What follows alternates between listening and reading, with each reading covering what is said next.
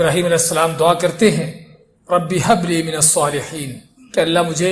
نیکوں میں سے عطا کر دے، یعنی نیک اولاد عطا کر دے۔ اللہ فرماتا ہے فبشرناہ بغلام حلیم، ہم نے ان کو بشارت دی، خوشخبری دی ایسے بیٹے کی جو بڑا بردبار اور صبر کرنے والا۔ فلما بلغ معه السعی قال یا بنی انی ارى فی المنام، اللہ فرماتا ہے کہ جب یہ بیٹا بڑا ہوا، بھاگ دوڑ کے قابل ہوا، تو ابراہیم علیہ السلام اپنے بیٹے کو خواب سناتے ہیں کہ بیٹا میں نے خواب دیکھا ہے،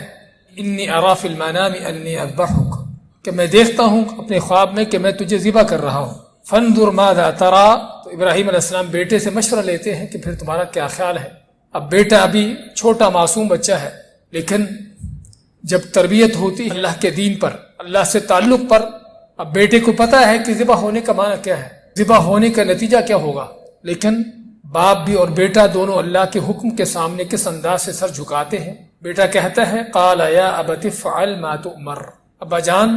آپ کو جو حکم دیا گیا ہے اسے کر ڈالیے۔ ستجدنی انشاء اللہ من الصابرین، آپ انشاءاللہ مجھے پاؤ گے صبر کرنے والوں میں سے۔ یعنی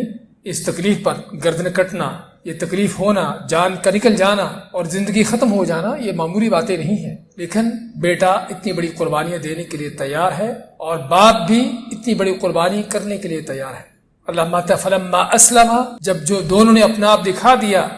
کہ کس طرح باپ قربانی دینے کے لیے اور بیٹا قربان ہونے کے لیے تیار ہے، اللہ ماتا ہے کہ ہم نے آواز دی وَنَادَيْنَاهُ أَن يَا إِبْرَاهِيمُ، ہم نے پکارا اے ابراہیم، قد صدقت الرؤیا، یقیناً تو نے اپنا خواب سچ کر دکھایا، انا كذلك نجزي المحسنین، اسی طرح ہم بدلہ دیتے ہیں، جزا دیتے ہیں نیکی کرنے والوں کو۔ ان هذا لهو البلاء المبین، یقیناً یہ بہت بڑی آزمائش ہے۔ یہ بھائیو قربانی کہ جو آج سے ہزاروں سال پہلے تاریخ کے دریچوں میں ہم دیکھیں تو یہاں قربانی کا ہمیں منظر یہ نظر آتا ہے کہ وہ کسی بکرے مینڈے کی قربانی نہیں، اس اکلوتے بیٹے کی قربانی کہ جو بڑھاپے میں دعائیں مانگ کے حاصل ہوا، لیکن اللہ کو ہمارے اوپر رحم آیا، اس باپ بیٹے نے تو اللہ کے حکم